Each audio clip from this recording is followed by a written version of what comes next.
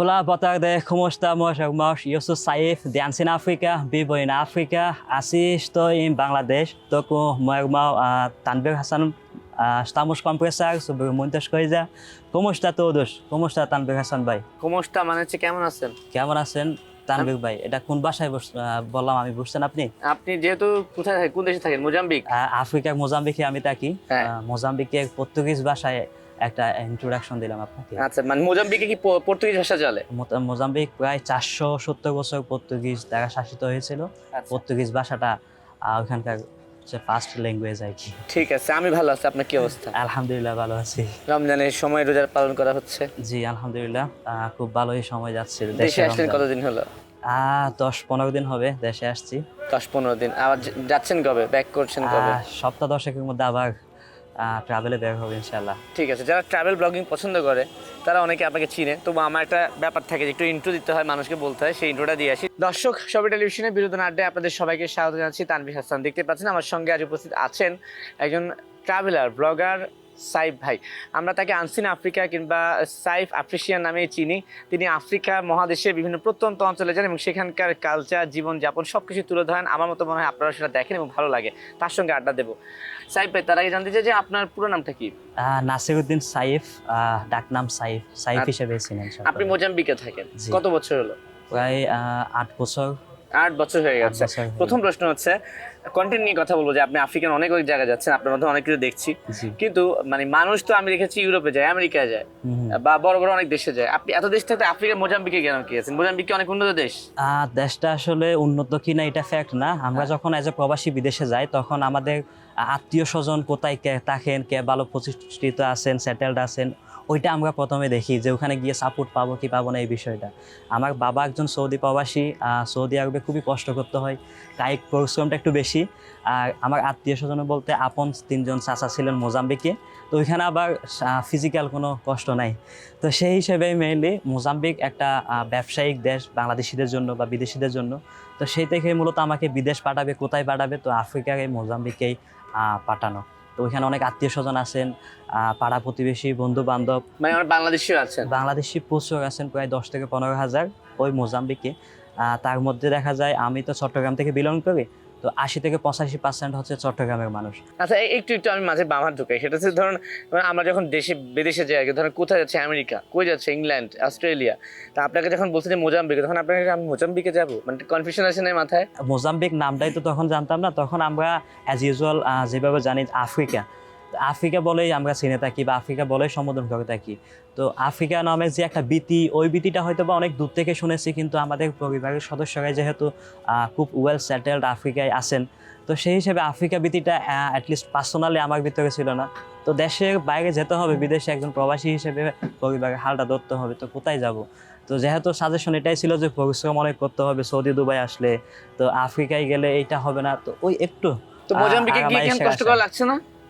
কষ্ট মানে বলতে ওখানে কি ব্যবসা করতে গিয়ে কষ্ট হয় না? হ্যাঁ, ওটা হয়, ওটা টেকনিক্যালি কষ্টটা, এফোর্টটা দিতে হয় আর কি, মানে ফিজিক্যাল যে একটা শ্রম, ওটা দিতে হয় না। কিন্তু আমি এই যে ধরুন আফ্রিকাতে যারা যায় ব্যবসা করে, আপনারাও দেখেছেন যে আফ্রিকায় বলে যে ব্যবসা করা আসলে অনেক কষ্টকর, এবং কষ্টকর না, আসলে যেটা বলছে যে সেফ না, অনেক আনসেফ জায়গা। এমন হয় নাকি যে এসে ডাকাত দল এসে খুন করে নিয়ে যায়? আমরা প্রায় আবার কিন্তু খোঁজ পাই সাউথ আফ্রিকা থেকে যে দোকানে বাঙালি প্রবাসী নিহত হয়েছে, চাঁদাবাজ এসে মেরে গেছে, ডাকাত দল এসে মেরে গেছে। তো আসলে কি এগুলো সত্য কিনা? যেমন আপনি যে বললেন আফ্রিকার এমন অনেক খবর পান, বিশেষ করে সাউথ আফ্রিকা থেকে খবরটা পান। এই একজ্যাক্ট এই সাউথ আফ্রিকা যে এটা আলাদা একটা দেশ, সেই দেশকে কেন্দ্র করে আমরা আফ্রিকা মহাদেশের বাকি 53টা দেশকে আমরা চিনি। আফ্রিকা একটা মহাদেশ যেখানে 54টা দেশ আছে। ওই 54টা দেশের মধ্যে আফ্রিকার মানচিত্রের একদম কোনার যে দেশ, ওটাই হচ্ছে সাউথ আফ্রিকা বা ওটাই হচ্ছে দক্ষিণ আফ্রিকা। ওই দক্ষিণ আফ্রিকার ব্যাকএন্ড বা হিস্টোরি অনেক ডিপ, যে মানে যেটার কারণে মূলত তারা আজকে এই অবস্থা। জুলু একটা জাতি আছে দক্ষিণ আফ্রিকায়, ওই জাতিটাই সবচেয়ে বেশি অ্যাগ্রেসিভ বা হিংস্র। দেখা যায় 2 টাকার জন্য যে কাউকে খুন করে দিতে তারা দ্বিধাবোধ করে না, বা এটা তাদের জন্য অনেক বড় কিছু ব্যাপার না। তো দক্ষিণ আফ্রিকাতেই ওই জাতিটা সবচেয়ে বেশি নির্যাতিত, নিষ্পেষিত একটা জাতি। আচ্ছা, ওই জাতির সংখ্যাটা আবার অনেক বড়। ওই যে সাদা কালো যে ব্যাপারটা আমরা শুনছিলাম, বর্ণ বৈষম্য, ওইটা মেইনলি দক্ষিণ আফ্রিকাতে হয়। আর ওই বৈষম্যের শিকার হয়ে ওই জাতিটা এত বেশি নির্যাতিত যে বিদেশি বা সাদা বর্ণের বা ব্রাউন কালার এটা দেখলেই মানে তাদের ভিতরে এই জিনিসটা কাজ করে আর কি। তো আরেকটা বিষয় হচ্ছে এটা একসময় তারা তাদের মানে নিজের যে ক্ষোভ এটা প্রকাশ করতে গিয়ে মানুষ হত্যা করতো। তো এখন দেখে একটা দারিদ্র সীমা তো অবশ্যই আছে এইসব দেশগুলোতে। আর ওই যে কৃষ্ণাঙ্গ যারা তাদের মধ্যে দরিদ্রের হারটা অনেক বেশি। তো দেখা যায় আমি আপনাকে খুন করতে যাব, করবো না খুন, বাট খুন করবো এই কথাটা বললে আমি হয়তো এক মাসের 1 বছরের আহার পেয়ে যাচ্ছি। তো এত কষ্ট করে আর কেন খেতে হবে? তো দেখা গেল কাউকে হুমকি দিলেই আমি আমার জীবিকাটা হয়ে যাচ্ছে, এরকম একটা ব্যাপার। আরেকটা ব্যাপার হচ্ছে যেহেতু অনেক বিদেশি ব্যবসায়ী ওই দেশটাতে আছে, পাকিস্তানি, ইন্ডিয়ান, বাংলাদেশি সহ বিশ্বের বিভিন্ন দেশি ব্যবসায়ী ওই দেশটাতে আছে। তো দেখা যায় আমি আপনার সাথে একটা বিজনেসের দ্বন্দ্বে আছি, তো আপনাকে চাচ্ছি যে আমার পাশের দোকান থেকে সরাইতে। আমি চাই না যে আপনি আমার পাশে দোকান করবেন বা ব্যবসা প্রতিষ্ঠানটা আপনি রান করবেন। তো সেক্ষেত্রে দেখা যায় আমি লোকাল কোনো একটা কৃষ্ণাঙ্গকে হায়ার করলাম যে তুমি গিয়ে তাকে খুন করে আসো বা হুমকি দিয়ে আসো, তো বিনিময়ে তোমাকে এত টাকা দিব। তো সে ওই কাজটা করে আসলো, তো পরশুদিন আরেকজনের জন্য করলো। এভাবে দেখা যায় যে কাউকে হুমকি দিলেই টাকা পাওয়া যায়। মানে হচ্ছে যেটা বুঝলাম যে প্রথম ব্যাপারটা হচ্ছে যে একটা দক্ষিণ আফ্রিকা দিয়ে পুরো আফ্রিকা মহাদেশ বিচার করা যাবে না। 2 নাম্বারটা হচ্ছে যে আফ্রিকায় যে খুন খারাপি ঘটনাগুলো আমরা শুনি তার পেছনে আসলে স্থানীয় ব্যবসায়ীরা আসলে জড়িত, তারাই উস্কে দেয় যে তুমি নিজের ব্যবসার স্বার্থে আর কি। ঠিক আছে, আমরা এই খুন খারাপির দিকে না যাই, আমরা আসলে আপনার মাধ্যমে আনসিন আফ্রিকা দেখছি যে আফ্রিকার প্রত্যন্ত অঞ্চলে যাচ্ছে। আপনার কাছে কখনো ইনসিকিউর ফিল হয় না যে আমি এসব প্রত্যন্ত অঞ্চলে যাচ্ছি? আমি যখন বাংলাদেশের একটা অচেনা জায়গা যায় ভয় লাগে যে একটা অচেনা জায়গায় কি না কি হয়ে যায়, সেখানে আপনি একদম গ্রামগঞ্জে প্রত্যন্ত অঞ্চলে চলেছেন, ভাষা জটিলতা অনেক কিছু থাকে, আপনার ভয় লাগে না? এটা আসলে জায়গার উপর না মানুষের যে ফেস ইমপ্রেশন এটা মানে একটু বোঝার চেষ্টা করি আর কি। তো যেহেতু আমি আফ্রিকায় ট্রাভেল করতেছি, আফ্রিকার দেশগুলোতে ঘুরতেছি, এই যে একটা ভীতি, ওই ভীতিটা আমার শুরু থেকেই ছিল না। যেহেতু আমি এই আফ্রিকার মোজাম্বিকে প্রায় 8 বছর ধরে আছি, তার বড় একটা সময় আমি কাটিয়েছি একদম অজপাড়া গায়ে, যেখানে আমার ব্যবসায়িক প্রতিষ্ঠানটা ছিল বা যেখানে আমার মোজাম্বিকে যে কর্মজীবনটা শুরু হয়। একদম রিমোট এরিয়াগুলোতে যেখানে আমি খুব সেফ ফিল করেছিলাম। আশেপাশের মানুষগুলোর সাথে একটু হেসে কথা বলে দেখা যায় তারা মানে হৃদয়টা উজাড় করে দিয়ে আমার সাথে বিহেভিয়ারটা দেখায়। তো সেই থেকে তাদের প্রতি যে একটা আন্তরিকতা বা তাদের যে জেনুইন মানে যে ইমপ্রেশন, ওটাতে আমি বলা যায় আফ্রিকার জীবনে ছোটো থেকে বড় হওয়া, এরকম একটা ব্যাপার। তো সেক্ষেত্রে দেখা যায় কি জায়গাটা আমার কাছে ম্যাটার করে না। যখন কোথাও যাচ্ছি ডেফিনেটলি মানুষের যে ফেস ইমপ্রেশন ওটা বোঝার চেষ্টা করি। আপনার সামনে দাঁড়ালে আমি আপনাকে হ্যালো বলে একটা হাসি দিয়ে একটু হ্যালো বললাম, আপনি ওইটা রেসপন্সে আপনি হয়তো বা কিছুই বললেন না বা অন্যদিকে তাকিয়ে গেলেন, তখন আমি আপনার সাথে আর কথা বাড়াবো না। এটা ডেফিনেটলি খুব কমন একটা ব্যাপার আর কি মানুষের সাথে। ঠিক সেম বিষয়টা হয় যখন আমি বিভিন্ন ডিপ রিমোট এরিয়াগুলোতে যাই, মানুষের তাদের বিহেভিয়ারটা কেমন বোঝার চেষ্টা করি। যদি দেখি যে বেশিরভাগ মানুষই একটু রোড বা আন্তরিকতার টানটা একটু কম, তখন আমি চেষ্টা করি মোটামুটি যেই কাজে গিয়েছি কাজটা শেষ করে চলে আসে আর বেশি না মেশে আর কি। কিন্তু এই যে ধরুন আমাদের তো তাদের সঙ্গে তো আমাদের আসলে বর্ণ বৈষম্য, যেটা আমি বর্ণ বৈষম্য বলছি না, ধরুন গায়ের রঙের তো একটা তফাৎ আছে আর কি। তারা একটু কালো, আমরা একটু উজ্জ্বল আছে। ওরা কি উজ্জ্বল প্রজাতির মানুষকে সহজে রিসিভ করতে চায়? এটা যখন অনেক প্রত্যন্ত গ্রামে যায়, আমি উগান্ডায় গিয়েছিলাম, তানজানিয়া থেকে উগান্ডার বর্ডারে যাব। তো তানজানিয়ার বর্ডার যেটা এবং তানজানিয়া এবং উগান্ডার যে বর্ডার পয়েন্টটা খুবই রিমোট এরিয়া, ওইখানে অত বেশি মানে কী বলে আরবানাইজেশন নাই বা অত বেশি বিদেশি বা বাইরের মানুষের সমাগম নাই। তো আমি তানজানিয়ার বর্ডার ক্রস করে উগান্ডার বর্ডারে মাইক্রোবাসে উঠছি নিয়ারেস্ট একটা সিটিতে যাওয়ার জন্য। তো আমার মাইক্রোবাসে পিছনে একজন লোকাল বসা, সে পাশের জনকে বলতেছে যে তার গায়ের রং এত সাদা কেন, আমার গায়ের রংটা এত কালো কেন। তো এরকম অবাক হয় যারা প্রথমবার বিদেশি দেখে। ঠিক সেম বিষয়টা যখন আমাদের গ্রামাঞ্চলগুলোতে বিদেশি যায়, দেখা যায় 5-7 জন 10-15-20 জন মানুষ পিছনে লাইন ধরে দেখার জন্য শুধু বিদেশি। ঠিক সেম বিষয়টাই ঘটে। মানে যারা বিদেশি দেখতে অভ্যস্ত না বা ভিন্ন কালারের ভিন্ন স্কিন টোন দেখতে অভ্যস্ত না, তারা একটু চমকে ওঠে, মানুষগুলো এত কেন বা এত এমন কেন, ফর্সা কেন। তো তারা ভাবে মানে এরা হয়তো বা সৃষ্টিকর্তার খুব কাছের মানুষ, এই টাইপের কিছু একটা ভাবে। আমাকে অনেক সময় জিজ্ঞেস করে মানে কথাই আমাকে প্রায়োরিটি দেওয়ার জন্য সে বোঝায় তোমার গায়ের রং সাদা। তো তখন তাদেরকে আমি এবং সে যে সমান এটা বোঝানোর জন্য বলি গায়ের এই যে স্কিনটা যখন কাটবো তখন রক্তটা লাল, তোমারটাও আমারটাও লাল, সো হোয়াটস দ্য ডিফারেন্স। এটা হয়তো তুমি একটু রোদে বেশি থাকো তাই একটু কালচা মনে হয়, আমি হয়তো একটু ছায়া বেশি থাকি তাই হয়তো বা কালচারটা কম। আচ্ছা, ঠিক আছে, বিষয়টা আমি বুঝতে পারলাম। স্বাভাবিক, আপনি জানেন কিনা যাই না, এখন না হয়তো আজকে থেকে 20 বছর আগেও আমি আমার নিজের কথা বলি, আমিও তো মফস্বলের ছেলে, বাংলাদেশে বড় হয়েছে। আমাদের এলাকাতে যখন হঠাৎ পুলিশের গাড়ি আসতো খুব অবাক হতো, পুলিশ গাড়ি আসছে। পুলিশের গাড়ি আসছে, হ্যাঁ। তারপরে যখন হঠাৎ যে আমার মনে আছে ছোটবেলায় যখন বিয়ে হতো, মাইক্রোবাসের প্রথম সিটটা টার্গেট ছিল যে ওখানে আমাকে বসতে হবে। তো তাদের মধ্যে আসলে এই যেমন একটা কিউরিওসিটি কাজ করে আর কি। হ্যাঁ, আপনি আফ্রিকার কয়টা দেশে গিয়েছেন?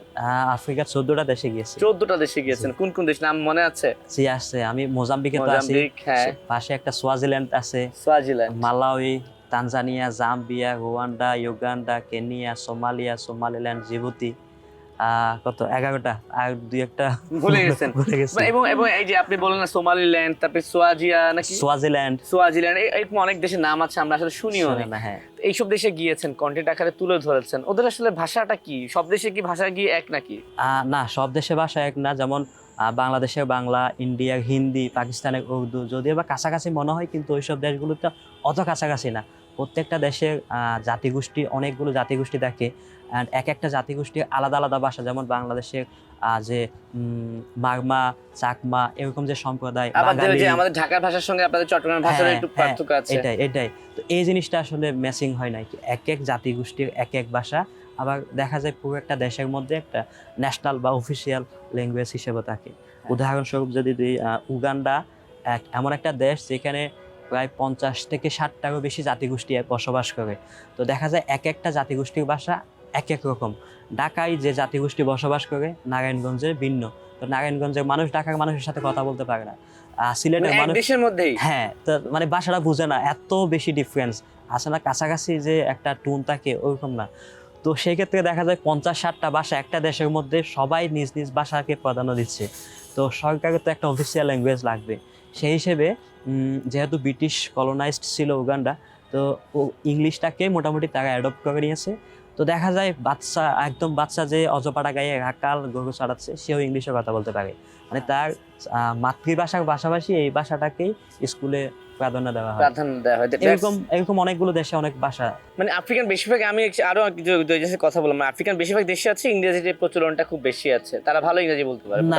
এটা আসলে মানে আমার মতে এটা ভুল ধারণা। যেমন পূর্ব আফ্রিকান যে দেশগুলো, ওই দেশগুলোতে ব্রিটিশ দ্বারা শাসিত হয়েছিল বেশি, এমন দেশের সংখ্যা বেশি। তো সেই ক্ষেত্রে ব্রিটিশ শাসিত হওয়ার কারণে ইংলিশ ইনফ্লুয়েন্সটা বেশি, ভাষার মধ্যে মানুষ ইংরেজি ভাষাটার সাথে একটু মানে ক্লোজ। তো সেই ক্ষেত্রে ইংলিশটাকে সেকেন্ড ল্যাঙ্গুয়েজ হিসেবে নেয় বা ফার্স্ট ল্যাঙ্গুয়েজ হিসেবে নেয়। পশ্চিম আফ্রিকার সাইডগুলোতে দেখবেন বেশিরভাগই ফ্রেঞ্চদের দ্বারা শাসিত হওয়া, সেক্ষেত্রে দেখা যায় ফ্রেঞ্চ ভাষাটাই সবচেয়ে বেশি চলে। যেমন রোয়ান্ডা একটা দেশ আছে, ওই দেশের ভাষা হচ্ছে ফ্রেঞ্চ, কারণ ওইটা বেলজিয়াম এবং ফ্রেঞ্চ কলোনি ছিল। ওইখানে ইংলিশটা চলে, বাট পাশের দেশ উগান্ডার মতো চলে না। 4 জনের সাথে আপনি কথা বলতে গেলে দেখা যায় একজনে ইংলিশটা বুঝে, 3 জনে বুঝে না, ফ্রেঞ্চ বুঝে, এরকম কিছু ব্যাপার। মানে তাদের ব্যাক এন্ডের যে হিস্টোরি, ওটার সাথে তাদের ল্যাঙ্গুয়েজটা ম্যাটার করে আর কি। আচ্ছা, আমি মোজাম্বিকে আসি একটু। আপনি মোজাম্বিকে 8 বছর যাবত থাকছেন।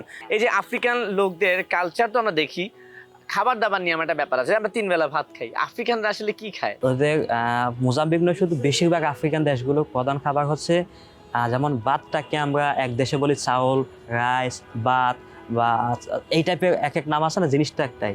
ঠিক সেম ভাবে একটা মাসা বলি আমরা মোজাম্বিকে, ওটা হচ্ছে মূলত ভুট্টা। আমাদের যে ভুট্টা আছে না, এখানে আমাদের দেশে ভুট্টাটা হলুদ হয়, আর ওটাকে যদি আপনি ম্যাশ করেন গোড়াটা হবে হলুদ, কিন্তু ওই দেশগুলোতে হোয়াইট ভুট্টাটা বেশি হয়। আচ্ছা, মানে সবচেয়ে বেশি জায়গায় হয় হচ্ছে সাদা ভুট্টাটা।